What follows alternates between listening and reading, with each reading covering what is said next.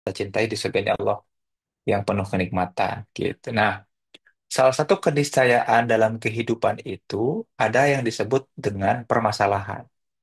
Maka upaya kita mengatasi permasalahan itu namanya resolusi gitu ya. Kenapa? Makanya di awal aku pengen ngomong tentang resolusi sahabat-sahabat sekalian karena nah ini hati-hati nih ya. Karena permasalahan itu keniscayaan, tidak mungkin orang itu tidak punya masalah. Nggak tahu ya, ada nggak ya orang yang punya masalah, yang tidak punya masalah, pasti semua punya masalah. Masalah itu apa? Sederhananya adalah adanya kesenjangan atau adanya perbedaan antara yang diinginkan dengan kenyataan. Nah, itu pun jadi masalah, kan gitu ya. Jadi kalau sahabat-sahabat semua berpikir, ah, kayaknya aku nggak punya masalah deh. Aku baik-baik aja. Enggak. Definisi masalah adalah terjadinya kesenjangan bahkan antara keinginan kita dengan kenyataan. Nah, ini yang menarik. Kita tidak mungkin tidak bertemu masalah. Nah, cuman, nah ini menariknya kayak gini nih. Orang-orang yang kemudian bertemu dengan masalah seringkali tidak menghadapinya. Nah, kebanyakan manusia, apalagi zaman now, di era sosial media ini terutama, itu lebih senang mendistraksi diri, mencari pengalihan dari permasalahan. Jadi bukan ingin mengatasi atau memecahkan permasalahan, gara-gara banyak exposure dari sosial media, manusia zaman now, silahkan buka literaturnya, teori-teorinya ya. Bahkan WHO itu ngasih announcement ya, ngasih broadcast rilis resmi tentang gangguan kesehatan mental. Salah satunya disebabkan dari apa? Mudahnya kita untuk mendistraksi diri dari permasalahan. Jadi kebanyakan manusia zaman now tuh alih-alih masalahnya itu, kesenjangan antara keinginan dan kenyataannya itu diatasi, direkatkan, didekatkan, dia ngapain? Dia memilih untuk nyari pelarian. Ya, makanya kenapa kita senang scrolling, kenapa kita kemudian nyari tempat-tempat healing, kan gitu ya. Kita kemudian mencari upaya untuk nyari hidden gem lah, tempat-tempat yang belum pernah kita singgahi untuk pelarian sesaat. Apakah menyelesaikan permasalahan kehidupan kita? Enggak. Masalah hidup kita masih ada, bertahan, nggak nemu pemecahannya. Nah, hati-hati. Bahkan secara psikologis saja, katakanlah permasalahan kita nggak terlalu sepele itu, nggak terlalu berat, sepele-sepele aja. Bahkan kita dengan mudahnya melakukan dua hal, yaitu suppression, mengabaikan si permasalahan, atau repression, menekan, menahan atau memendam permasalahan. Jadinya gimana? Ya jadinya banyak banget, jadi apa namanya, jadi bom waktu. Banyak banget dari kita punya kelainan atau gangguan jiwa yang tidak disadari ya, maladaptif ya. Terus namanya short term memory loss gitu ya, kehilangan memori jangka pendek. Pernah nggak kita masuk ke sebuah ruangan terus lupa mau ngapain? Itu kan karena gangguan mental tuh sebetulnya ya. Tiba-tiba masuk ke sebuah ruangan, aku ngapain dah ke ruang tamu, aku mau ngambil apa ya. Terus juga kemudian tiba-tiba kita ngerasa sedih tanpa ada alasan yang jelas, tiba-tiba punya energi, berenergi tanpa alasan yang jelas. Itu semua karena kita tidak mampu kemudian untuk menyadari, mengenali, dan punya kendali atas permasalahan. Padahal, kalau kita mau bertahan dan mengatasi masalah, kita butuh satu konsep ini nih, yang disebut sebagai resolusi. Kayak gitu ya. Jadi, makanya kemudian orang tuh penting punya resolusi. Nah, sayangnya orang tuh persepsi terkait resolusinya tuh kayak gini. Resolusi tahun baru artinya rencana di tahun baru. Salah. Padahal resolusi itu bukan gitu. Resolusi itu bukan malah nambah masalah. Namanya juga resolusi. Mencari solusi ulang atas permasalahan yang selama ini kita abaikan atau kita pendam atau kita tekan. Itu resolusi. Ya. Dan resolusi itu seringkali perebutan atas sesuatu yang berkonflik. Nah, makanya kemudian kalau kita cek istilah-istilah penggunaan resolusi di kajian-kajian ilmiah, dia digunakan untuk meresolusi konflik kayak gitu. Ya. Nah, makanya sahabat-sahabat, kita perlu bahas resolusi yang selama ini suka disalahartikan. Kita pikir bahwa meresolusi itu berencana, yaitu mah sama dengan nambah masalah. Padahal resolusi mengharuskan kita menghadirkan solusi baru atas permasalahan berulang yang barangkali sudah kita ulang-ulang dan tidak menemu jalan solusinya, gitu ya. Makanya tiap kali tahun baru, masuk ke bulan Ramadan, nanti masuk ke bulan Hijriah Muharram, tugas kita adalah terus-terusan meresolusi. Jangan-jangan kita mengulang hal-hal yang sama, tapi mengharap hasil yang berbeda. Nah, Einstein itu bilang hal itu sebuah kebodohan ya. Yaitu apa? Yaitu adalah sebuah kebodohan kalau kita mengulang aktivitas atau proses yang sama, tapi mengharap hasil yang berbeda gitu ya. Ya Allah, aku pengen lebih kaya, tapi nggak ada ngubah habit atau kebiasaan. Nggak pernah permasalahan di resolusi, ya percuma kan gitu ya. Ya Allah, aku pengen lulus, aku pengen pintar, aku pengen A, pengen B, pengen C, tapi tidak mau mengubah kebiasaan keseharian. Kan kacau. Nah, itulah permasalahan kita. Senangnya mendistraksi diri ya. Harapannya dengan nonton tiba-tiba jadi berangkat umroh. Kan nggak bisa. Harapannya dengan menonton, dengan scrolling, tiba-tiba kita kemudian bisa jadi kaya raya. Kan nggak bisa. Ya. Nah, balik lagi. Ternyata resolusi itu bagian yang penting. Ya. Maka, sahabat-sahabat sekalian, nanti ketika kita kemudian mulai serius membahas terkait dengan life purpose, goals, sama afterlife vision, pada akhirnya kita harus membangun sebuah resolusi gitu. Nah, pertanyaannya, apa resolusi kita? Kan gitu ya. Resolusi kita apa? Untuk bisa menjawab hal itu, ada syaratnya. Syarat pertama apa? Resolusi mempersyaratkan masalah. Ya, coba kira-kira sahabat-sahabat semua ya boleh share di kolom chat, boleh juga enggak ya kalau ternyata itu aib dan malu ya. Apa sih permasalahan yang masih sejauh ini aku hadapi? Coba. Apa sih permasalahan yang selama ini aku ulang-ulang hadapi dan sampai sekarang belum atau masih tidak menemukan pemecahannya? Coba boleh share di kolom chat kalau yang mau ya. Apa sih kok aku berulang-ulang mengalami masalah yang sama? Ngerasa kekurangan, ngerasa ditinggalkan, ya, ngerasa kesepian. Jangan-jangan barangkali selama ini kita masih belum menemukan solusi yang tepat. Harus kita resolusi lagi, ya, gitu. Ya, sering scrolling tuh ya kasarilah tanpa suka posting, kan percuma, ya. Selalu diminta menikah sama orang tua tuh, ya. Karena kemudian kesel ya dan ngeselin ya ngelihat sendirian terus ya nggak ada. Ini ya kenapa ini nggak belum berkontribusi kan gitu ya susah berpindah dari satu kegiatan jadinya nggak berproduktif ya. Terus ada di kegiatan yang sama ya muter-muter ya gitu. Anger management tapi cuman ke babak cie ya itu mah bukan anger management itu mah nyaman untuk melampiaskan hanya ke satu orang ya. Hati-hati ya. Babaknya juga harus tahu ya bahwa dia jadi tempat hal itu. Padahal mengekspresikan bisa ke siapapun dan kita harus punya objek yang kurang lebih relevan ya nggak sama hal yang sama aja. Nah tuh bayangin ya kita ternyata punya kebiasaan atas permasalahan yang barangkali dia hadir secara berulang dalam kehidupan kita ya. Nah, kebiasaan yang hadir secara berulang dalam kehidupan kita itu namanya masalah kan.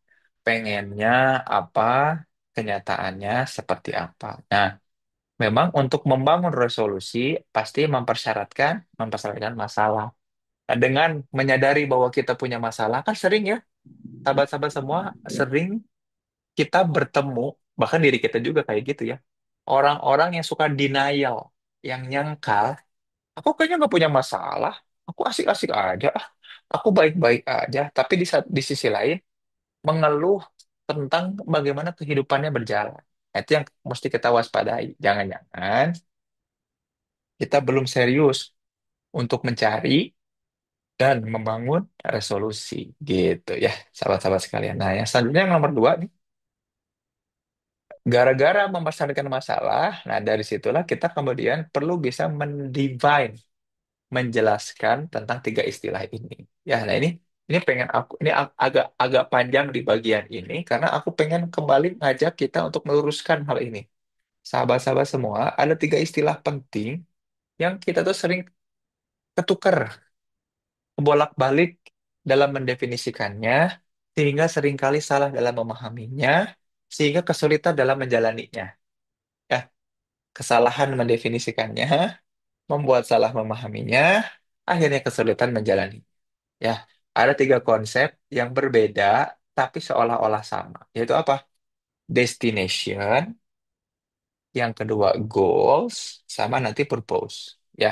Nah, kita akan bahas yang pertama dulu destination. Destinasi itu tujuan akhir. Dan yang namanya destinasi itu kemudian tempat-tempat yang kemudian nanti kita akan tuju, tempat-tempat yang secara konkret itu kita tahu mau kemana, itu namanya destination. Seringkali orang itu mempermasalahkan terkait destination. Aduh, aku bingung Kang tentang tujuan hidup aku. Semua orang ternyata punya final destination yang sama gitu. Ya nggak sih? Aku tanya kayak gini sekarang. Siapa di antara sahabat-sahabat yang sedang ada di Zoom ini yang kemudian tidak mau masuk surga? Ada nggak? Nggak ada ya? Atau apakah kita punya destinasi lain selain surga gitu? Misalnya gini, eh, kayaknya aku mau sih ke surga, cuma sebelum itu aku pengen deh kayaknya nyoba dulu ke neraka gitu, ya 100-200 tahun lah gitu. Ada nggak yang iseng gitu ya? Kayak nggak ada kan? Betul ya? Makanya kemudian nggak mau mampir dulu ya, pengennya mah tanpa dihisap langsung masuk surga kan gitu ya. Makanya kemudian menarik nih, kajian-kajian tentang life, tentang kehidupan, bagi seorang Muslim sebetulnya gampang, iya nggak sih? Kita semua sudah ditentukan diarahkan masuk ke surga, gitu ya. Semua Muslim yang baik, yang benar, yang beneran jadi Muslimnya pasti tahu bahwa goals ultimate destination-nya adalah surga, gitu ya. Nah, makanya pertanyaannya gini, kalau kehidupan kita lagi kacau, overthinking, people pleaser, galau brutal, apakah kita nggak punya tujuan hidup? Salah. Jawabannya bukan nggak tahu tujuan hidup, tapi kita lagi tersesat. Gitu, sahabat-sahabat. Apa sih definisi tersesat ya? Tersesat itu bukan nggak tahu tujuan ya, benar nggak sih? Tersesat itu bukan nggak tahu tujuan. Tersesat itu nggak tahu lagi ada di mana. Gitu, contoh. Aku pengen ke rumahnya Kak Zai itu. Ya, aku pengen ke rumahnya Kak Zai. Rumahnya di mana Kak Zai? Saya, Kang, Heeh. di Jaksel, di Cilandak. Di Cilandak ya, dekat Citos tuh. Mm-mm. Aku mau main tuh ke Cilandak dari Bandung nih. Aku tahu destinationnya, tujuannya kemana? Ke Cilandak. Pas di tengah jalan, udah nyampe Jaksel tuh. Masuk ke daerah, misalkan, udah nyampe ke daerah Tanjung Barat. Nah, Pasar Minggu, Tanjung Barat tuh. Di Ion Mall. Terus bingung tuh di situ. Duh, kok kayaknya tersesat nih. Melipir dulu tuh nanya ke pinggir jalan kan. Bang, kira-kira kalau ke Cilandak ke arah mana ya? Kan gitu ya. Karena aku lagi tersesat. Nah, coba coba kita bayangkan. Ternyata tersesat itu bukan nggak tahu tujuan, gitu ya? Betul nggak? Betul, betul, Tersesat tahu tujuannya mau ke Cilandak. Tahu teman-teman tuh dalam menjalani kehidupan tujuannya mau ke surga. Tahu. Semua orang tahu. Yang jadi problem kan bukan tahu tujuan. Yang jadi problem adalah lagi ada di mana. Betul ya? betul, Nah, itu yang itu yang mestinya dipertanyakan. Ya Allah, aku mendamba surgamu, mendamba ampunanmu sehingga bisa masuk surgamu. Masalahnya aku lagi ada di mana? Seberapa banyak dosanya? Seberapa jauh langkah yang aku harus tempuh untuk bisa menghadap ke surgamu? Gitu. Maka bahasan tentang destination, teman-teman, bukan ngomongin soal surganya, tapi ngomongin soal seberapa jauh kan gitu kan? Ya. Jadi ketika aku tahu, oh Kak Zai ada di Cilandak, tapi aku nggak tahu aku lagi ada di mana, udah sesat, bahaya. Kalau tahu kan enak ya, oh ternyata tinggal 200 meter lagi. Oh dari Tanjung Barat ke Cilandak mah deket kan gitu ya. betul, Berapa setengah jam lagi lah kalau nggak macet kan gitu. Gara-gara tahu ada di mana, maka kita gimana? Tahu mau kemana. Maka coba, makanya muhasabah itu penting, sahabat-sahabat semua untuk ngasih tahu. seberapa jauh kita dari apa? Dari destination. Gitu ya. Oh, kalau begitu berarti kita nggak usah punya tujuan dong. Betul nggak sih? Toh tujuannya udah ditetapkan. Ya nggak? Ya kan semuanya pasti masuk surga dan mau masuk surga kan? Tujuannya udah ditetapkan. Nah, itu destination. Tapi kita punya satu konsep lain namanya apa? Goals. Gitu ya. Nah, beda destination dengan goals. Kalau destination itu tujuan akhir, goals itu, nah, dari pengetahuan kita sedang berada di mana, mestinya kita punya capaian-capaian. Capaian itulah yang disebut dengan goals. Nah, tadi contoh, aku mau nyampe ke Cilandak nih. Udah, udah tiba di Tanjung Barat. Oh, berarti dari sini aku harus menuju mana? Apakah ke arah Pasar Minggu atau malah ke arah Lenteng Agung atau malah ke Universitas Pancasila malah jadi ke Depok nanti. Kan gitu ya. Yang niatnya mau ke Cilandak. Nah, goals atau capaian-capaian mesti kita tetapkan gitu. Jadi capaian atau goals bukan tujuan. Betul ya? Contoh, ini mah contoh. Ya Allah, aku ingin kaya. Bentar, kaya itu tujuan apa capaian? Mestinya capaian. Yang dengan capaian itu aku bisa berharap sampai ke tujuan. Kan gitu ya? Dengan kaya, aku berharap bisa masuk ke tujuan. Oh, itu apa? Surga. Betul nggak? Tapi gini, capaiannya nyampe apa enggak, kan pengennya tetap masuk surga, ya nggak sih? Kaya ataupun enggak, ya harusnya tetap bisa masuk surga, kan gitu ya. Nah, ternyata ada konsep di dalam psikologi namanya goals. Kita menetapkan capaian-capaian dalam rangka langkah-langkah yang terakumulasi nanti jadi tujuan.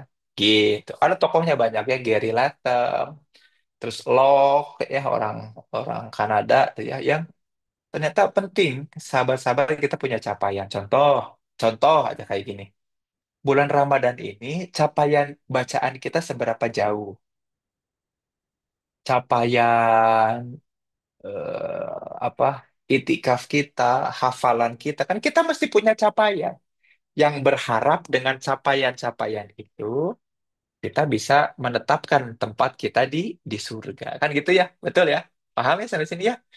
Maka kemudian kita harus tahu bahwa destination seringkali memotivasi untuk punya goals. Tujuan memotivasi kita menetapkan capaian-capaian. Ya Allah, aku kalau mau masuk surga, mau nyampe ke tujuan, bahan bakarnya adalah apa? Pemahaman Al-Quran. Kan gitu ya? Kalau aku ingin lebih cepat dan lebih stabil, bukan cuma pemahaman Al-Quran, tapi juga sedekah harian. Kan gitu ya?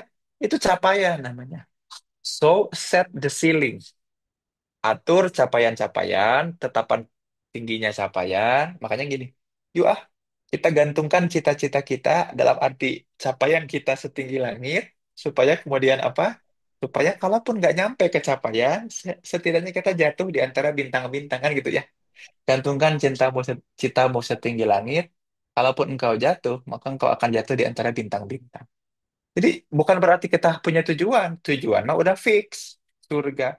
Tapi capaian menyesuaikan dengan kondisi kita saat ini. Kayak kayak tadi ya, nyampe Tanjung Barat, ini mau kemana dulu nih? Mau lanjut ke Simatupang, ke Pasar Minggu gitu ya? Atau kemudian lanjut ke Lenteng Agung, Pancasila, Stasiun Pancasila. Ya, kalau naik komputer tuh, karena aku S2 di Depok, Kak Zai. Makanya kan tahu daerah situ kan. Dari situ kan Pancasila, terus ke UI, ya nggak? Baru Benar-benar. Pocin, habis Pocin, terus kan ke sana, terus ke Margo City dan lain-lain, ke Margonda. Nah, itu kan capaian tuh. Kita harus set dari mana? Pemahaman soal diri. Jadi nggak bisa kita kemudian punya goals sebelum kita tahu di mana diri kita. Kalau kita nyari-nyari, nyoba setting-setting capaian tanpa tahu posisi kita ada di mana, eh, ngaco ya. Makanya dalam Islam ini aku lagi kebetulan lagi ngajar S2 ya di International Open University, Master of Science and Islamic Counseling. Aku lagi ngajak mahasiswa-mahasiswa itu untuk mau neliti terkait dengan tadi ya, kondisi awal kita di mana. Ada beberapa konsep, ada konsep fitrah, ada konsep sibgoh, ada konsep syakilah, yaitu upaya-upaya dalam Quran itu untuk mengetahui posisi kita ada di mana. Makanya kemudian di surat Al-Baqarah disebutkan, sibghatallah, sibghah Allah, waman ahsanu sibghatallah. Dan siapa yang lebih baik kecuali sibghah Allah, wa nahnu lahu abidun. Dan dengan itulah cara kita beribadah. Ternyata kalau kita ditanya cara kita beribadah tuh kayak gimana? Ya harus tahu posisi saat ini di mana. Nah, untuk tahu posisi kita di mana, untuk bisa menetapkan goals, harus tahu apa aja? Fitrah, harus tahu syakilah, harus tahu yang namanya sibgoh supaya kita dapetin namanya fadilah atau fadl ya. Itu yang harus kita upayakan. Nah, kalau soal itu mah nanti kapan-kapan kita bahas ya, nggak cukup ya kalau cuma 1 jam ini ya. Nah, makanya kemudian di sini aku cuma pengen ngasih tahu soal capaian, bahwa ternyata ada istilah namanya goals, beda dengan tujuan. Capaian beda dengan tujuan. Kalau capaian dia mensyaratkan kondisi awal kita. Nggak bisa. Contoh gini ya, nggak bisa kita pergi kemana-mana, bahkan naik ojek pun, kalau belum menentukan titik jemput, ya nggak sih? Betul ya? Kan ini udah pada pernah naik Gojek kali ya? Udah pernah naik ojek online kan? Nggak mungkin kita bisa nyampe ke tujuan tanpa kita setting titik jemput. Pengetahuan tentang titik jemput itu tadi, namanya fitrah, namanya syakilah, namanya sibgoh, yang membuat kita berharap mendapatkan fadilah dalam kehidupan. Jadi orang-orang yang udah mengetahui titiknya ada di mana, enak nemu capaiannya, orang-orang yang nanti dikasih fadilah. Dia udah tahu fitrahnya ke arah mana, syakilahnya diarahkan dalam apa, interaksinya dan sibgohnya mewarnai kontribusinya seperti apa, maka dia akan dapat fadilah kehidupan. Gitu, tuh kan seru ya. Makanya tadi kita perlu tahu ada konsep destination, ada konsep goals. Lah, kalau purpose apa kalau purpose? Nah, ini menarik nih. Sahabat-sahabat, purpose itu apa? Purpose itu aktivitas-aktivitas yang diarahkan, baik itu menuju goals atau menuju destination. Kayak gitu ya. Contoh kayak gini contoh. Ada orang yang kemudian ketika jalan kaki sambil gini-gini. Eh, gitu. Kira-kira biar apa itu? Terus pas ditanya, kamu ngapain? Jalan kaki sambil eh, nggak ngapa-ngapain ya, pengen aja kayak gitu. Oh, berarti tindakannya, activity-nya not by purpose. Iya nggak? Dia nggak punya alasan mengapa melakukan itu, gitu ya. Contoh kayak gini aja. Apa alasan sahabat-sahabat ikut Zoom ini? Ya iseng aja sih, ngabuburit, ya ngabisin waktu. Ah, berarti not by purpose. Kayak gitu ya. Ada orang-orang yang menjalani kehidupannya ya seketemunya aja, sedijalaninya aja. Itu orang-orang yang tidak beralasan, not by purpose, atau tidak bertujuan. Kebayang sampai sini ya? Padahal Rasulullah, coba lihat, semua hadis-hadis Rasulullah bisa kita teliti dan telaah lebih lanjut karena mereka itu pasti by purpose. Pasti by purpose. Aku mau cerita kayak gini, sahabat-sahabat semua. Ada 3, ini boleh ya, storytelling ya, nanti ingetin kalau ternyata waktunya udah mau habis kan kita mudah-mudahan bisa lebih banyak sesi diskusi ya. Mungkin ini ada 3 menit lah, aku cerita dulu ya. Mau ngasih tahu soal purpose. Jadi, di zaman itu ada 3 orang imam atau ulama besar. Ya, aku lupa nama satu lagi, tapi aku ingat 2 ya. Imam Ahmad bin Hambal, yang kedua Imam Yahya bin Ma'in.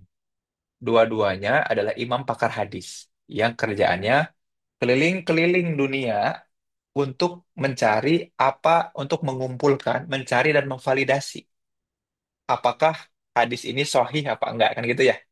Mereka mengumpulkan. Nah, suatu saat mereka berdua itu kemudian umroh.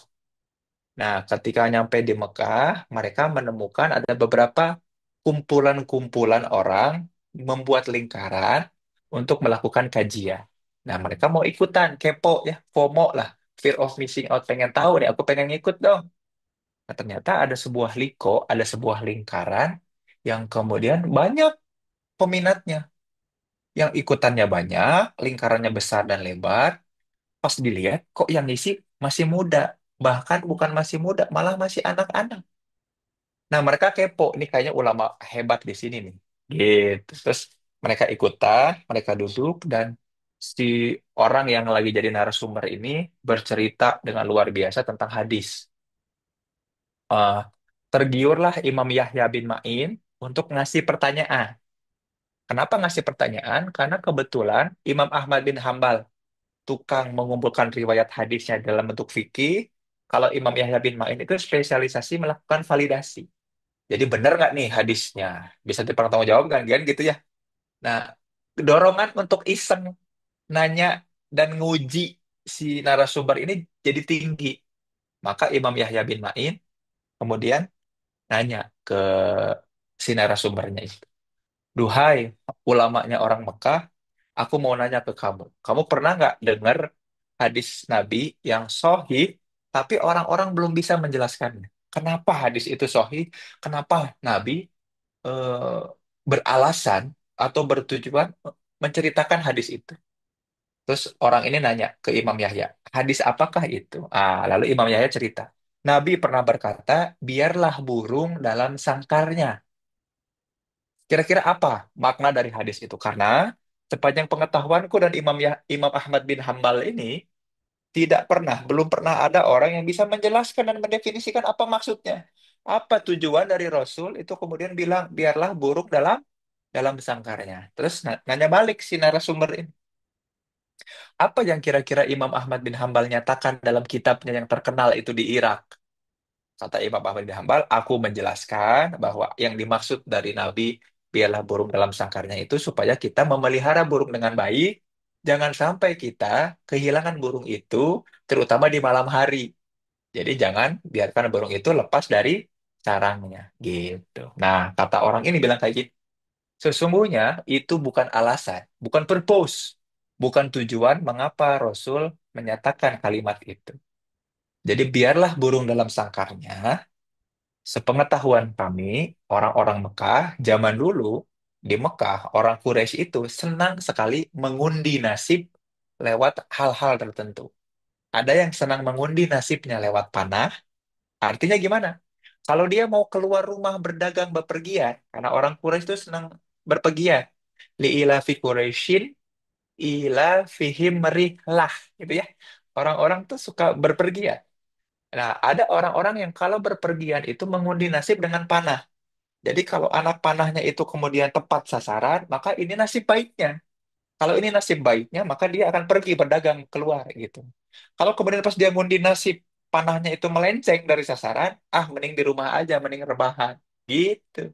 Nah, di antara metode mengundi nasib, ada metode yaitu ngapain?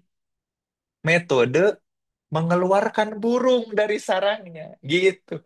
Kalau burung yang dikeluarkan itu terbangnya ke arah depan atau ke atas, menjauhnya ke depan atau ke atas, maka nasib baik yang aku terima. Kalau nasib baik yang aku terima, berarti gimana? Aku keluar rumah. Tapi kalau ternyata ketika keluar dari sangkar, ngeluarin burung dari sarangnya, ternyata burungnya ke arah belakang atau ke arah sebelah kiri, malah menukik ke bawah, nggak kemana-mana, artinya nasibku akan buruk. Gitu. Maka kemudian, kata narasumber ini, maka kemudian Rasul berkata, biarkanlah burung dalam sarangnya. Untuk ngapain? Untuk memutus rantai pengundian nasib. Sesungguhnya mengundi nasib itu sesuatu hal yang buruk, gitu. Lalu mendengar jawaban kayak gitu, coba apa yang dikatakan sama Imam Yahya bin Ma'in dan Imam Ahmad bin Hambal. Mereka bilang kayak gini, Masya Allah, Masya Allah, Masya Allah. Sesungguhnya kami berjalan jauh, berpuluh-puluh hari dari Irak sampai ke Mekah, hanya untuk dapat penjelasan seperti ini. Sesungguhnya kami tidak rugi, kami sangat bahagia. Lalu apa kata Imam Ahmad bin Hambal? Aku tidak menyesal datang ke tempat ini, mendengarkan engkau bercerita, engkau membuat kami mengetahui bahwa tiada satupun makna dari hadis Rasul yang tidak bertujuan. Nah, itu berarti artinya apa? Not by purpose. Siapakah kira-kira narasumber yang kemudian pintar dan bisa menjelaskan kepada Imam Ahmad bin Hanbal dan Yahya bin Ma'in? Ada yang tahu siapa tokohnya? Jeng jeng jeng. Adakah yang bisa menebak di kolom chat? Kalau bisa menebak akan mendapatkan tiket bermalam 3 hari di rumahnya Kak Zai. Ya, ya selamat. Akhirnya berhasil ya. Dapat tiket 3 malam untuk nginap di toilet Cilandak Town Square. Alhamdulillah ya. Namanya adalah Muhammad bin Idris alias Imam Syafi'i. Betul. Nah, sejak saat itulah situasi pertemanan antara Imam Syafi'i dengan Imam Ahmad bin Hambal atau Imam Hambali itu jadi sangat besti ya. Jadi tiap kali Imam Syafi'i main ke Irak, disambutnya luar biasa sama Imam Ahmad bin Hambal. Tapi tidak oleh Imam Yahya bin Ma'in. Imam Yahya bin Ma'in bilang kayak gini, ngapain kita memuliakan orang ilmu fikih? Kita ini orang ilmu hadis. Sesungguhnya kita lebih mulia kayak gitu ya. Itu mah friksi di antara para guru. Tapi aku pengen bilang kayak gini, sahabat-sahabat semua, bahwa ternyata hidupnya Rasul itu by purpose. Tidak ada satupun aktivitas Rasul yang tidak bermakna dan tidak bertujuan gitu ya. Nah, mudah-mudahan dengan mengetahui ini, sahabat-sahabat jadi ngerti. Hati-hati, karena kita mah sering melakukan tindakan perilaku yang iseng-iseng aja. Kebayang nggak sih? Ah, keluar rumah, ngapain? Ya, cari angin. Ya ampun, cari angin gak usah dicari, tinggal buang angin. Gak usah nyari-nyari angin kan gitu ya, tinggal dibuang aja anginnya. Tapi kan kita gitu ya, kita seringkali pengen melakukan tindakan-tindakan yang random. Hati-hati, itu tuh not by purpose artinya. Tidak bertujuan. Ya, bahaya. Hati-hati. Nah, makanya jangan sampai jadi orang-orang yang random. Orang-orang yang random akan menemukan kerandoman. Bergaul dalam kerandoman, hidup dalam kerandoman, menata kehidupan dalam kerandoman. Dan menularkan kehidupan, tataran kehidupan dalam kerandoman juga. Jangan. Jangan mau kita dipimpin sama pemimpin bangsa yang juga random kan. Akhirnya kayak gini kehidupan kita. Gitu kata orang Zimbabwe, kata orang Guyana, ya, kata orang Bangladesh. Indonesia mah sejahtera lah. Orang-orangnya nggak random semua. Oh, pada ahli, presidennya ahli di bidangnya, wakil presidennya insya Allah ahli di bidangnya, menteri pariwisata insya Allah ahli di bidangnya ya. Insya Allah ya kita doakan aja. Gitu ya, insya Allah ahli. Gitu. Nah, selanjutnya aku mau ngomongin apa? Nah, kalau udah nemu soal destination ya, benar-benar jadi pada sadar nih ya. Sadar soal destination, sadar soal goals. Kita butuh ketiganya. Kita butuh hidup bertujuan yaitu ke surga. Kita butuh capaian-capaian. Kita butuh terarah, nggak random kehidupannya. Maka tugas kita selanjutnya ngapain? Konsisten, persisten, dan istiqomah gitu. Konsisten itu apa artinya? Bisa diulangi aja. Perbuatan baik bisa diulangi aja. Namanya konsisten ya. Bisa push up sekali aja itu konsisten namanya. Bisa mengulang push up sekali dalam 1 tahun itu udah konsisten. Tapi tujuannya untuk memperkuat otot namanya persisten. Jadi persisten itu mengulangi aktivitas yang bertujuan ya. Jadi orang yang punya purpose pasti hidupnya persisten gitu. Ada orang-orang yang ngulang-ngulangin aja push up 1 kali tiap hari hanya dalam kerandoman kan ada. Tapi ada orang yang kemudian ngulangin tiap hari push up 1 kali demi mendapatkan otot bicep yang bagus. Itu persisten. Jadi persisten itu konsisten yang bertujuan. Nah, kalau istiqomah apa? Punten, mohon maaf nih. Orang tuh sering menyamakan istilah istiqomah dengan konsisten. Istiqomah tidak sama dengan konsisten, guys. Mengulang hal yang sama itu bukan konsisten. Itu bukan istiqomah, itu konsisten. Ya, makanya kita punya tukang dagang favorit nggak ya? Aku punya tukang kupat tahu di Bandung favorit. Namanya Mang Ajang. Dari aku SMP sampai detik ini masih jualan kupat tahu. Itu istiqomah apa konsisten?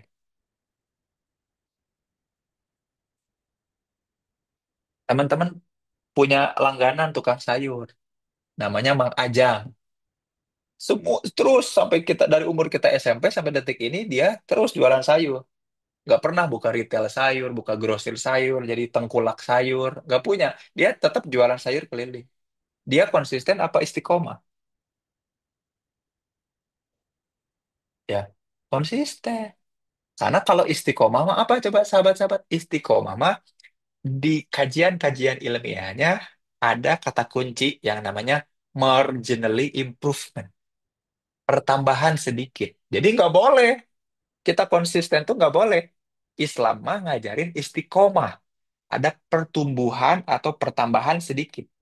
Makanya kalimatnya amanu terus tsummastakomo, maka istiqomahlah. Kita perlu merencanakan pertumbuhan dalam keistiqomahan. Ya, jadi istiqomah bukan ngulang yang sama. Udah mengulang, kita nambah. Gitu. Makanya nggak boleh kita cuma punya satu usaha, satu karya, harus bertambah. Belum istiqomah seseorang kalau belum melakukan pertambahan. Maka growth mindset itu bukan satu hal yang aneh buat orang Muslim, ya nggak? Karena di Muslimah ada konsep yang namanya istiqomah. Gitu, sahabat-sahabat sekalian. Sayangnya, orang yang nggak tahu, yang nggak ikutan Zoom ini, coba di Zoom ini ada berapa sih? Cuma ada 20-an ya, Alhamdulillah nih. Orang-orang terpilih nih, 25 orang. Barangkali kita punya keistimewaan sepertinya 25 nabi ya. Gitu. Dan 25 orang ini bukan 25 orang, ini 25 akun ya. Bisa jadi satu orang ada 4 akun, kan bisa jadi kan gitu. Nah, tapi bayangin, banyak orang yang tidak paham tentang konsep ini nih. Konsep satu, konsep dua, dan konsep tiga. Akibatnya apa? Akibatnya ini dia. Mereka terkena yang namanya life trap. Ini, idealnya kehidupan kita hidup sampai mati itu kan linear, ya. Tapi ternyata hidup kita tuh spiral. Ada naik, ada turun. Makanya hidup itu kayak seperti halnya iman. Al imanu yajid wa yangkus. Ya iman itu naik dan turun. Naik karena taat, turun karena maksiat.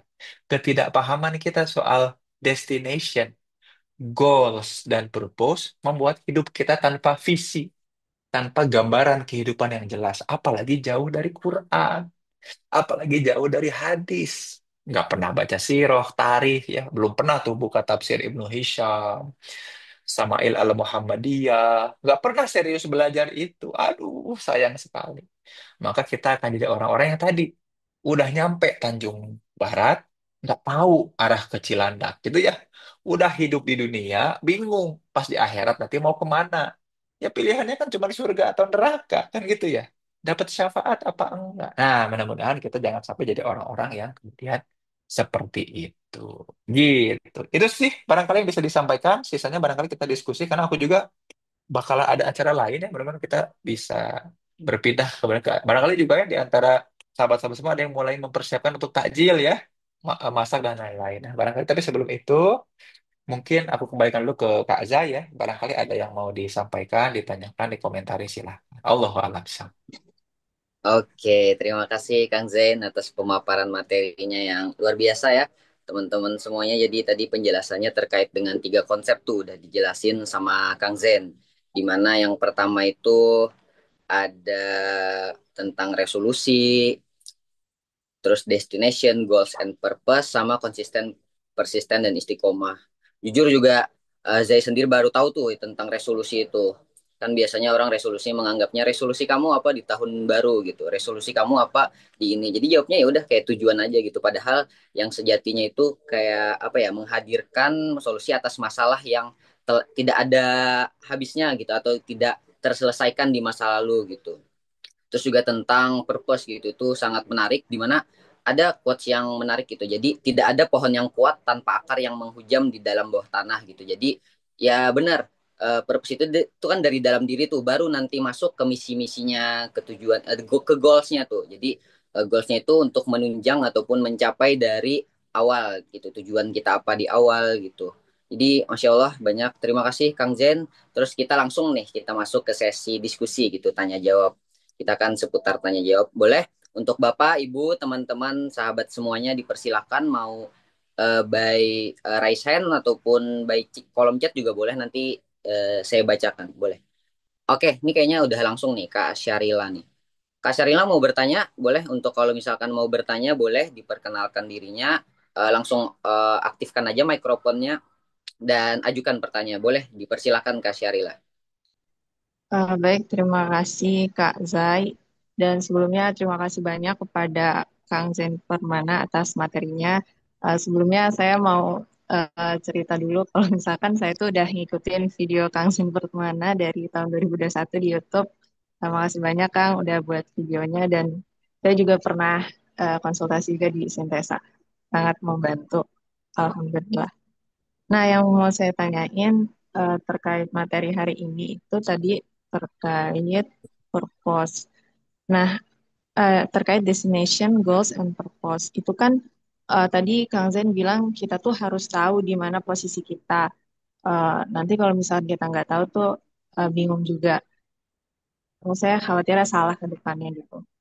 Nah, yang mau saya tanyain itu gimana sih cara kita tahu apa eh, kita tuh ada di mana gitu. Maksudnya refleksi dirinya tuh gimana caranya? Apakah pakai pertanyaan-pertanyaan atau kayak gimana gitu bentuk muhasabahnya atau bagaimana Kang? Barangkali itu Kang semoga sampai pertanyaannya. Kembali kali. Oke, terima kasih Kak Syarila. Boleh dipersilakan Kang, udah jelas pertanyaannya? Siap, siap. Alhamdulillah ya. Senang banget. Terima kasih ya Kak Sarila ya. You made my day ya dengan testimoninya. Senang banget ya. Aku kan kalau bikin video kan gak pernah ngarep ada yang nonton ya. Nah, ini yang kemudian aku pengen jawab. Indikatornya adalah gini. Jadi gini, tahukah teman-teman di teori psikologi manapun terkait di teori apapun terkait berpikir, ternyata tidak pernah ada anjuran untuk berpikir atau memikirkan terkait masa depan. Ternyata semua optimalisasi kemampuan berpikirnya manusia, ini di psikologi kognitif, ini di psikologi barat banget pokoknya mah. Ternyata hanya bisa difungsikan optimal kalau kemudian kita memikirkan yang sudah terjadi. Ringkasnya gini lah, aku mau bilang bahwa ternyata berpikir itu, Allah itu menciptakan pikiran untuk memikirkan sesuatu yang sudah dilakukan, itu sudah terjadi. Sayangnya, ini menarik. Manusia itu lebih senang pakai berpikir itu untuk merencanakan sesuatu yang belum terjadi di masa depan.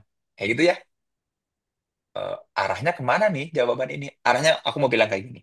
Indikator bahwa kita menemukan diri kita ada di mana dari cara kita mengevaluasi apa-apa yang sudah pernah kita lakukan dan temukan pola. Gitu ya. Makanya gini, kenapa aku suka bikin video? Aku pengen menemukan pola belajar aku.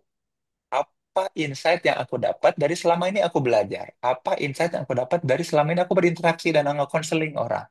Dari apa yang pun aku hadapi, klien-klien yang aku hadapi, dari itu, aku nggak ngomongin masa depan aku pengen apa, tapi aku belajar apa dari situ. Maka aku belajar apa dari konsep jodoh? Aku belajar apa dari konsep visi misi keluarga berumah tangga? Aku belajar apa dari konsep life, goals, purpose, destination? Aku belajar apa dari situ? Nah, disitulah Kak Sarila dan sahabat-sahabat semua indikator ciri bahwa kita belajar.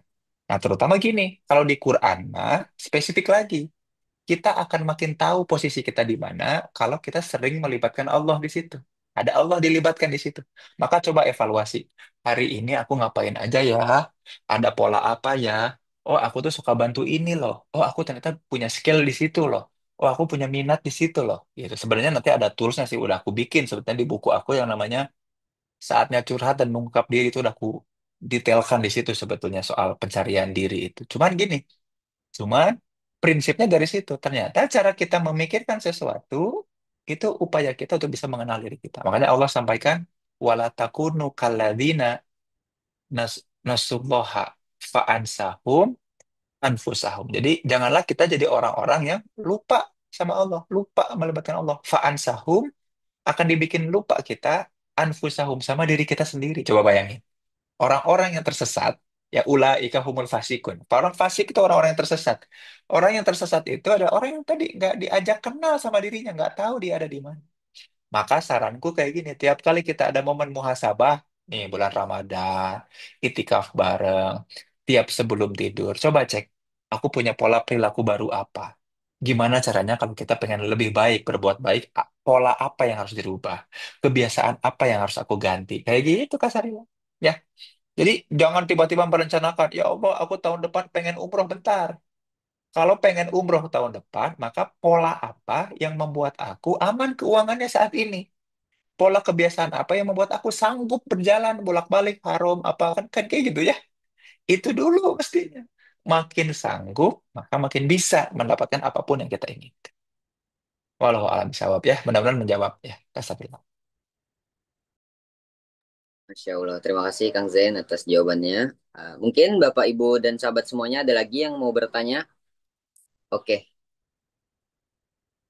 oke. Kepada Kadila, dipersilakan. Bismillahirrahmanirrahim. Terima kasih untuk Kak Zain untuk kesempatannya dan Bapak Zain yang sudah memaparkan materi. Sama seperti Kak Syarlia, setiap pulang kerja selalu nyetel podcast ataupun videonya Bapak gitu ya. Jadi emang karena kan kata Bapak juga ketika kita lagi motoran itu kan ada fase kita bengong ya. Nah, itu Mm-mm. bengongnya itu sambil dengerin videonya Bapak. Jadi banyak Masya banget gitu yang Allah, dahsyat. didapatkan gitu. Dan rutenya itu di Tanjung Barat, Pak. Gitu. Uh, uh, Pas lewat Tanjung um, Barat ya.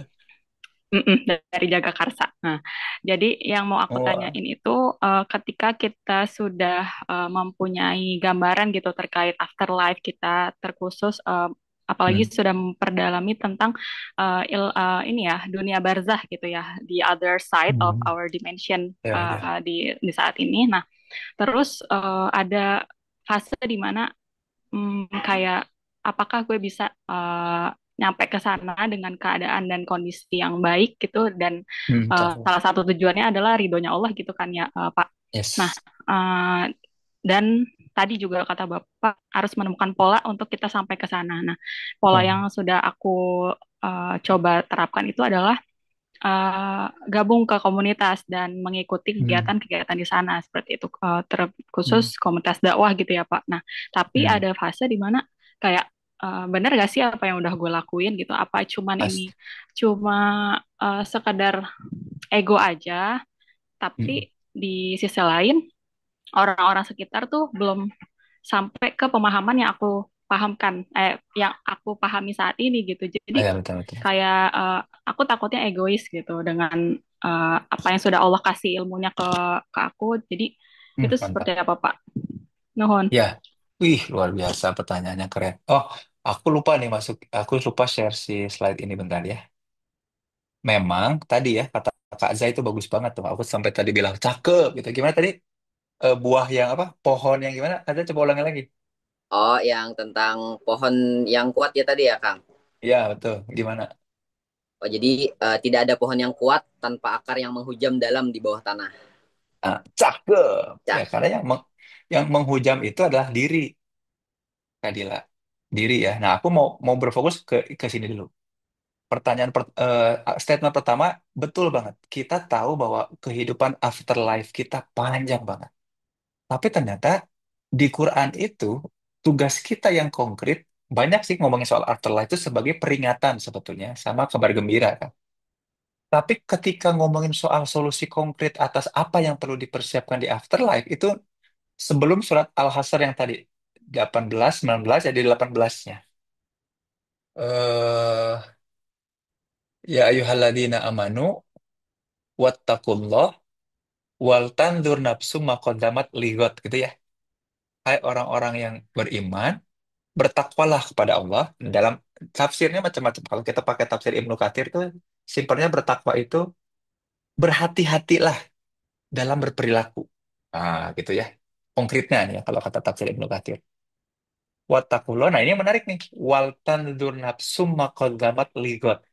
Nah, dan hendaklah. Nah, aku tuh suka kesel ya, Kadila dan teman-teman semua. Banyak ustadz atau motivator yang pakai ayat ini untuk ngajak kita merencanakan masa depan. Padahal maksud ayat itu bukan itu, gitu, gemes. Jadi ketika ada kata-kata wal tandur nafsu ma qaddamat ligot, hendaklah kita melihat apa yang kita kerjakan saat ini untuk bekal hari esok. Hari esok itu bukan masa depan kita di dunia, tapi hari esok tadi yang Kadila sampaikan di akhirat.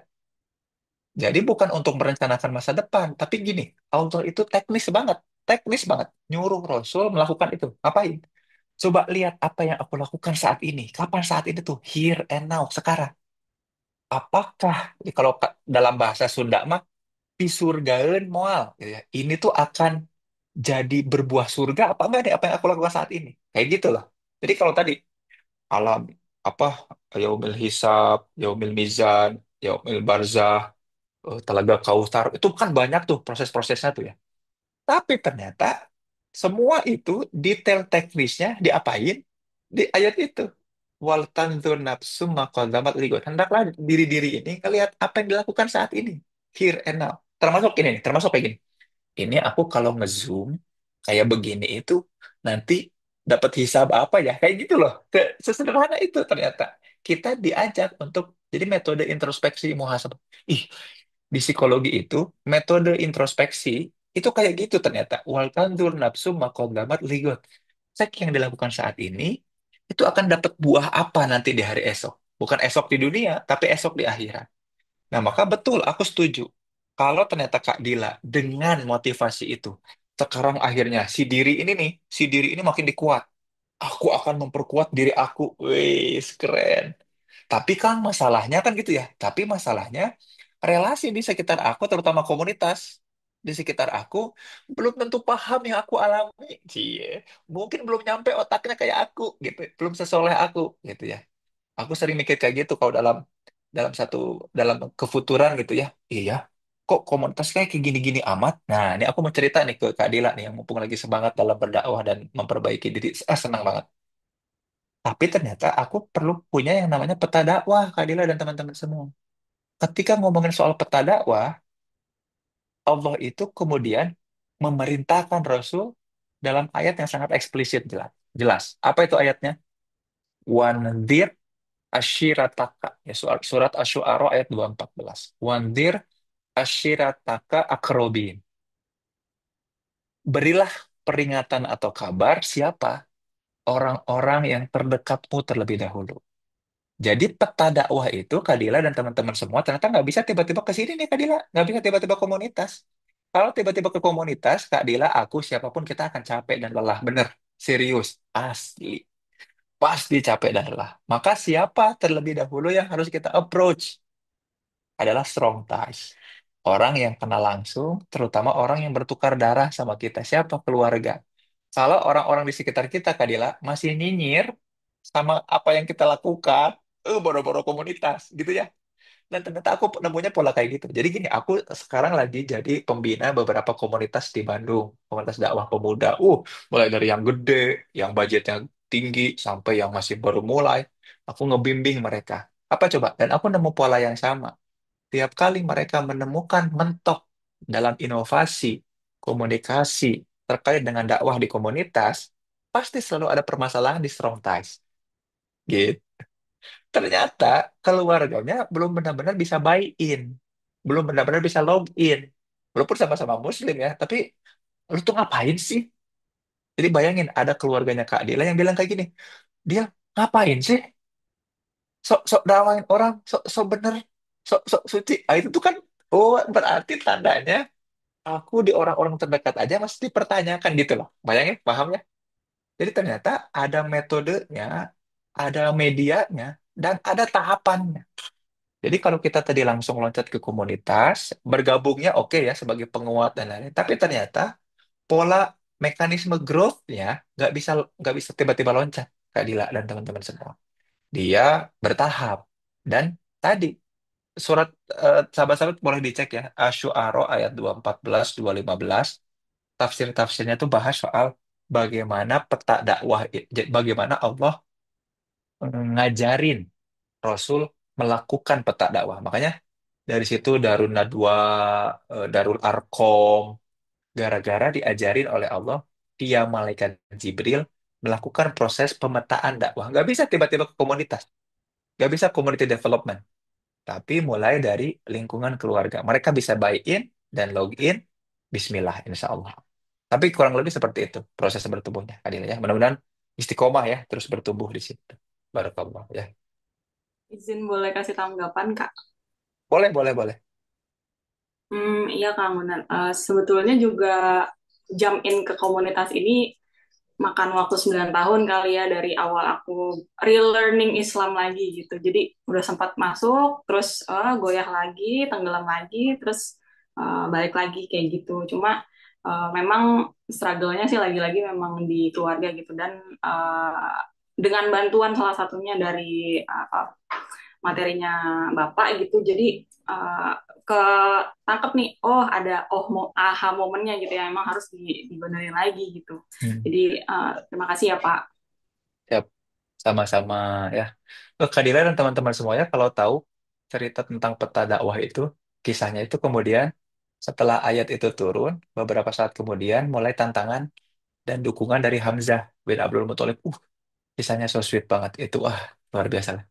Jadi sekalinya ada yang login, buy in, disupport keluarga, community development tuh udah makin asik lah seru. Ya, bismillah. So, kita. Tetap.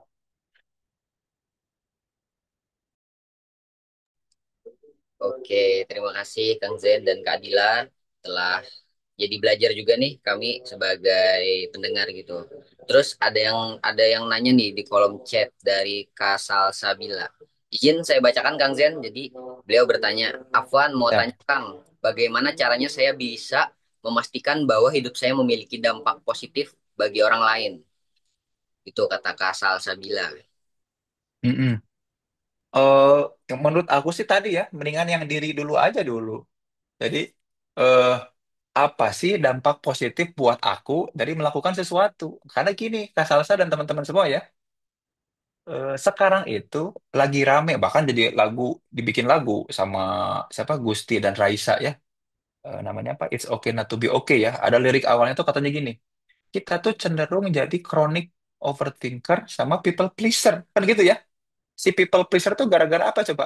Kita ngerasa pengen banget berdampak ke orang lain, tapi diri sendiri harus berkorban. Kan gitu. Ya enggak lah. Khairun nas anfa'uhum linnas itu aku bermanfaat tanpa sedikit pun aku menyesali apapun yang aku lakukan. Kan gitu ya. Nah, makanya kalau pertanyaannya Kak Bila tuh kayak gini, bagaimana memastikan hidup saya berdampak sama orang lain? Jangan dipastikan, karena orang lain pasti selalu punya persepsi, terlepas itu positif atau negatif tentang apa yang kita lakukan. Yang terpenting itu kita memaknai nggak dan dapat untung nggak, dapat impact positif nggak dari apa? Dari yang aku lakukan, gitu ya. Jadi kalau aku boleh saran, Kak Bila dan teman-teman semua, mending berfokus ke bermanfaatan itu dampaknya dirasakan diriku. Aku jadi lebih lega, aku lebih kehilangan kekhawatiran, aku lebih mudah untuk kemudian berbuat baik, terutama pada diriku. Aku kehilangan kesempatan dan peluang untuk menyesali. Aku tidak pernah ada rasa untuk berkorban. Aku jadi lurus dan tulus niatku mengerjakan sesuatu. Itu dulu yang dikejar. Lepas orang lain nanti mau dapat apa enggak, orang lain dapat feedback apa. Karena gini ya, seringkali kita juga diuji oleh setan lewat apa? Lewat cibiran dan omongan orang lain. Udah jelas-jelas kita berbuat baik, tapi orang kurang banyak loh, kurang sering loh, ada maunya aja lo baik, kan kayak gitu jadinya tuh. Memang feedback orang tuh nggak usah kita pastikan. Yang aku pengen ajak adalah, yuk kita coba pastikan diri kita mampu untuk dapetin impact dari hal-hal baik yang kita lakukan. Aku soalnya suka sebel ya ada yang orang yang DM nanya masih sering sampai sekarang bilang kayak gini, gimana ya Kang ya caranya untuk bisa menolak, caranya supaya tidak terlalu jadi orang yang baik lah, salah berarti gitu. Karena selama ini mungkin impactnya tuh dari testimoni orang, komentar orang, kan gitu ya. Ini kan aku disebut makasih udah bikin video sama Kak Dila, sama tadi Kak Sarila, bukan karena mereka kan aku bikin video kan bukan bukan karena Kadila ya bukan karena ya aku bikin video ya karena aku pengen mengevaluasi memetakan dan aku pengen bahagia atas apa apa yang aku lakukan dan gak butuh viral, gak butuh terkenal, suka suka suka juga tiba-tiba ada yang DM Kang lebih bagus kalau videonya pakai animasi, pakai ini pakai itu, wah aku nggak sempet, dan bukan untuk melakukan itu gitu, sayang soalnya bisa jadi lebih viral, bisa jadi lebih bukan bukan bukan wilayah aku itu gitu ya, gitu kira-kira mudah-mudahan menjawab ya. Nah, Alhamdulillah, terima kasih Kang. Semoga pertanyaan dari Kak Salsa tadi mewakili teman-teman semuanya. Oke, kita lanjut ke selanjutnya nih. Boleh, ada Kak Alvira yang udah raise hand. Kepada Kak Alvira boleh dipersilakan. Oke, Zai, tapi sepertinya ini yang terakhir ya Kak Zai, ya. Ya, Aku soalnya harus berpindah lagi nih ke acara lain. siap Kang, siap Kang. Ini Siap. yang oke Silahkan baik. Kak Alvira. Terima kasih. Assalamualaikum Kang Zen dan eh, semua Waalaikumsalam. panitia. Perkenalkan saya Alvira Aulia dan mohon maaf saya tidak open camp karena masih bekerja nih sembari juga ikut hari ini. Sebenarnya sedikit cerita ya Kang ya. Eh, Pasti kalau masa lalu itu kita tidak bisa mengubah apa yang udah terjadi di sebelumnya. Dan saya mungkin memiliki masa lalu yang kurang baik gitu. Salah satunya adalah saya tidak bisa mendengar kata bentakan atau nada tinggi. Nah, ketika ada yang nada tinggi atau yang membentak saya tuh kayak ngerasa langsung dada saya tuh terasa sesak gitu. Karena saya teringat kejadian yang menurut saya tuh tidak enak. Eh, gi- saya butuh saran juga sih dari Kang Zen, gimana sih Mm-mm, caranya supaya ketika ada kejadian itu terjadi gitu, mm-mm, entah ada bentakan, nada tinggi, supaya saya tuh bisa kayak calm down gitu. Apakah saya harus butuh waktu dulu untuk menjauh dari orang tersebut, atau bagaimana cara meresponnya ketika hal itu terjadi gitu? Terima kasih Kang Zen. mm. Aku mau nanya dulu, sejauh ini kalau kena bentakan itu Hmm. responnya langsung gimana? Langsung flight atau fight, langsung menjauh Kalau gitu, saya sendiri pastinya deg-degan pertama, kaget gitu ya, terus kaget ya pasti, shock. terus yang kedua ini ya sedikit memberi boundaries atau jarak juga gitu, distance dengan orang tersebut supaya saya bisa kontrol emosi saya sih, baru saya bilang Mm-mm, ke orang tersebut saya nggak bisa dimentak gitu. mm-mm. Oh, tapi udah mulai disampaikan ya. Iya, cuman Mm-mm, masih oke. kayak teringat aja kalau ada orang yang ngebentak saya atau pakai nada tinggi, kok kayak gini ya gitu. Teringat ke masa lalu gitu loh, Kang. Hmm, ingatan ke masa lalunya itu ngeganggu nggak di kerjaan atau kegiatan sehari-hari? Kalau untuk pekerjaan justru saya lebih kuat di pekerjaan daripada kehidupan gitu. Jadi kalau Oh, I misalkan di see. pekerjaan sih aman, tapi ini misalkan Ya, kayak di ya. kehidupan gitu. Mm-mm. Nah, kalau begitu, sebenarnya gini ya, kalau dia bukan di pekerjaan, berarti sebenarnya bukan bukan hal yang menyebabkan trauma trauma, bukan satu gangguan psikologis gitu. Eh, Ringkasnya itu kayak gitu. Jadi nggak usah dikhawatirkan. Nah, cuman gini ternyata, biasanya kalau di literatur, jadi kenapa aku nanya kayak gitu? Kalau ternyata trigger pemicu bentakan itu erat hubungannya dengan kesulitan di tempat kerja, di keberkaitan sama produktivitas, biasanya itu gangguannya gangguan trauma namanya. Nanti memang perlu konseling, konsultasi apa. Nah, kalau ternyata itu di kehidupan sehari-hari, terutama terkait dengan relasi, misalkan ya, relasi interpersonal, relasional kayak gitu, biasanya itu terkait isu dengan penerimaan, ya, penerimaan atau lawannya rejection. Ada kebutuhan atau keinginan yang kuat untuk diterima, ada ekspektasi atau kebutuhan yang atau ketakutan, kecemasan untuk di reject atau ditolak, yang kemudian itu tidak disadari, yang nanti muncul dalam bentuk-bentuk perilaku yang menghindari itu sehingga memicu orang lain untuk tadi membentak atau melakukan bentakan gitu. Nah, hal itu kemudian teringat pada kejadian di masa lalu yang kemudian serupa. Nah, itu juga masuk ke life trap sebetulnya. Nah, apa sih yang harus dilakukan berarti? Apa yang harus dilakukan? Nah, kalau ternyata memang betul isunya adalah penerimaan, bukan isu yang lain, yang perlu dilakukan adalah justru eh, membuka diri dengan leluasa lewat disclosure namanya. Mulai ngasih, mulai berlatih ngasih informasi yang bersifat pribadi secara spesifik ke orang-orang tertentu secara sadar gitu. Aku jadi mau nanya lagi Kak Alvira, apakah punya teman dekat yang bisa sharing secara mendalamkah tentang suatu hal? Alhamdulillah punya Kang. Mm-mm. Dan bisa dengan luas leluasa di situ? Iya, cuman kalau untuk cerita sepenuhnya tuh belum Mm-mm. terlalu bisa banget gitu. Ya. Mm-mm. Nah, salah satunya di situ justru terapinya. Bisakah aku untuk ngasih itu? Karena tadi berarti isu itu fear of rejection sama ada selalu ngebangun ekspektasi yang berlebihan atas satu hal penerimaan itu jadi isu utama biasanya. Tapi kalau bukan, berarti harus dikonsultasikan ke psikolog atau konselor ya. Ini ada apa? Tapi kalau isunya itu ya gampang sebetulnya mah. Gampang dengan cara apa? Ya aku tinggal cari tempat buat sharing yang bisa mendalam, yang bisa dia tuh non judgmental, aku leluasa kan gitu. Sebetulnya seperti itu. Nah, sisanya insya Allah aman ya kalau nggak ngeganggu produktivitas kerjaan harian.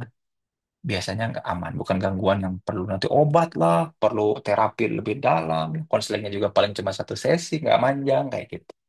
Begitu ya, mudah-mudahan menjawab ya. Allahu a'lam. Oke, terima kasih Oke, Kang baik. Zen. Terima kasih, Kang.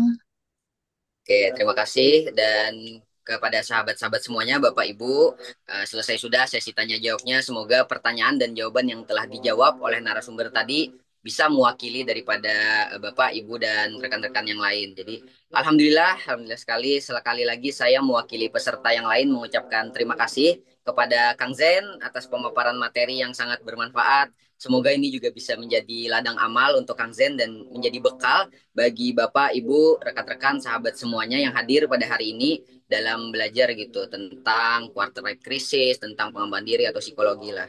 Dan selanjutnya sebelum itu Bapak, Ibu, dan teman-teman semuanya, kita akan sebelum kita tutup, kita akan mendengarkan closing statement terlebih dahulu dari Kang Zen.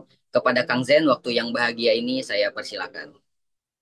Baik, teman-teman, sahabat-sahabat sekalian, mudah-mudahan pertemuan ini tuh ngasih kejelasan ya tentang ada hal-hal yang selama ini mungkin kita kabur, blurry gitu ya, ngeblur karena kita belum bisa mendefinisikan realitas itu dengan lebih detail. Termasuk tadi ya soal destination yang bercampur dengan goals, yang bercampur dengan apa?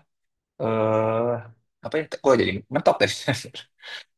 Dengan Purpose. purpose ya yang membuat kita jadi kebingungan nih dalam menjalani kehidupan sehingga ketika kita diuji di satu konsep kita melakukan hal lain sebagai pembenaran bukan sebagai kebenaran. Nah, mudah-mudahan pertemuan ini ngasih clarity ya, kejelasan yang tadi balik lagi doa aku tuh jadi wasilah yang membuat kita dipanjangkan umurnya dalam kemanfaatan, diluaskan rezekinya dalam keberkahan dan kelak dipertemukan dengan orang-orang tercinta di surganya Allah yang penuh kenikmatan. Amin. Ya Allah ya Amin. Rabbal. Amin. Terima kasih Kang Zen. Izin recap juga bahwasanya kepada sahabat-sahabat semuanya gitu kan. Kita tadi ada yang sudah di-spill sama Kang Zen di mana kita kita set aja capaian kita setinggi langit gitu. Jadi walaupun kita jatuh, kita akan jatuh di antara bintang-bintang gitu. Juga tadi ada meng-highlight bahwasanya sekarang ini banyak orang yang berpengetahuannya banyak pekerjaan dan menghabiskan waktu, tapi orang ada yang menghabiskan waktu hanya untuk menghabiskan waktu gitu yang dimiliki, tetapi mereka tidak paham atas apa yang dilakukan selama ini gitu. Jadi waktu yang telah dihabiskan itu tidak bernilai apa-apa. Jadi untuk itu kita boleh untuk set dulu tujuan kita gitu. Ada entah tujuan kita jangka pendek, jangka menengah, jangka panjang gitu. Jangka panjangnya pasti surga gitu kan. Semua orang tidak ada yang nggak mau ke surga gitu. Semua tadi testimoninya udah itu. Jadi kalau misalkan jangka pendeknya mungkin kita bisa menetapkan bahwasanya kita bisa hari ini lebih baik daripada esok hari gitu. Terus kalau misalkan jangka menengah mungkin entah kita mau menjadi kaya gitu kan untuk mencapai goals, kayanya untuk bisa berbuat kebaikan gitu untuk mencapai tujuan akhir juga tentunya destination. Oke, terima kasih Kang Zen atas pemaparannya dan juga sebelum itu kita boleh foto bersama dulu nih untuk dokumentasi, sesi dokumentasi. Boleh kepada Bapak, Ibu, sahabat semuanya untuk mengaktifkan kameranya, kita bakal sesi bersama nih sama Kang Zen dan teman-teman semuanya. Boleh dipersilakan untuk mengaktifkan kameranya. Oke, oke, dirasa sudah. Oke, izin ya saya pandu. Satu, dua, tiga. Oke, lagi? Cukup? Cukup. Oke, cukup. Terima kasih. Alhamdulillah kita telah di penghujung acara. Mari bersama-sama kita ucapkan hamdalah bersama-sama. Alhamdulillahirabbil alamin dan juga ditutup dengan doa penutup kafaratul majelis. Subhanakallahumma wa bihamdika asyhadu an la ilaha illa anta wa astaghfiruka wa atubu ilaik. Saya minta maaf jika selama kegiatan sore hari ini melakukan kesalahan. Jikalau ada salah datangnya dari saya dan jikalau ada kebenaran datangnya dari Allah Subhanahu wa taala. Saya selaku MC pamit undur diri. Wassalamualaikum warahmatullahi wabarakatuh. Terima kasih banyak teman-teman Oke, semuanya. makasih banyak sahabat semuanya. Boleh untuk dilanjutkan aktivitasnya.